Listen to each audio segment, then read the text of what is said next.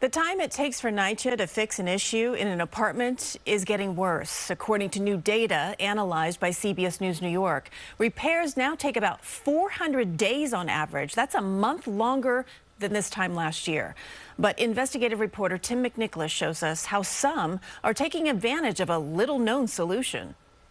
And it had a smell, a rusty smell. A leaky pipe was not on the menu for Bernard Smith, but he discovered it at his dinner party nonetheless. My guest was saying, "What is that?" They said, "You have a leak there." So he reached out to NYCHA for a fix. They said they'll email the maintenance guy. The maintenance people were saying it's not our problem, it's the plumbers. And I called and called and called, but I had to wait. NYCHA residents know a thing or two about waiting. Last year, CBS News New York reported the average repair time for NYCHA was 370 days. Since then, the average has climbed even higher to 415 days last month. What do you think of that? It's too high. I mean, it's too high. We talked several months ago. It was still too high then.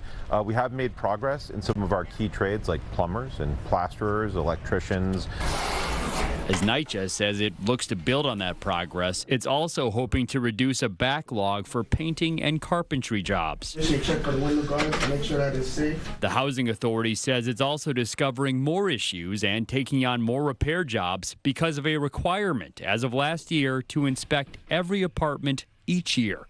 NYCHA used to inspect half its apartments one year and the other half the next year. We're also buying more materials like for our carpenters so that we have more materials on hand for things like cabinet repairs or door repairs, so people are not waiting us for a cabinet delivery to get the repairs done. Rather than just wait on NYCHA, Smith tapped into a little-known resource. An incredible amount of mold. Cesar de Castro, a criminal defense attorney who now also leads the OCC. That's the court-appointed ombudsperson call center that works to ensure NYCHA's compliance with a federal consent decree to fix mold and leaks. That exact same spot that now has no mold. So what do you do to get them to fix this stuff? Whatever I ask them to do is an order from me that is unappealable. So it's not that they can then delay and say we're going to go appeal to the judge.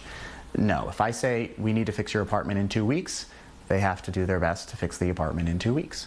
Do NYCHA residents know about you and your call center? The answer is very few, I think. But De Castro is trying to spread the word because he wants to help more people with their mold and leaks. Smith says his leak finally got fixed about 2 months after it first happened. If you didn't call the OCC, how long do you think this would have taken? I would still be waiting. And you can reach the ombudsperson through ombnyc.com or at 1-888-341-7152. NYCHA encourages people to call the ombudsperson, but you must submit your complaint to NYCHA first. Christine. And just to clarify, the OCC is just for molds and mold and leaks, right? Just for mold and leaks. I'll give you an example. So back in January at the Amsterdam houses, residents complained to us that their elevator had been under renovation for more than a year. The OCC can't really help with that, but we reached out to NYCHA on behalf of the residents, and it got fixed within days. Absolutely. All right, Tim. Great information. Thank you. Yep. Tim is one of our investigative reporters. If you have a story idea that you'd like to share, scan the QR code on the screen.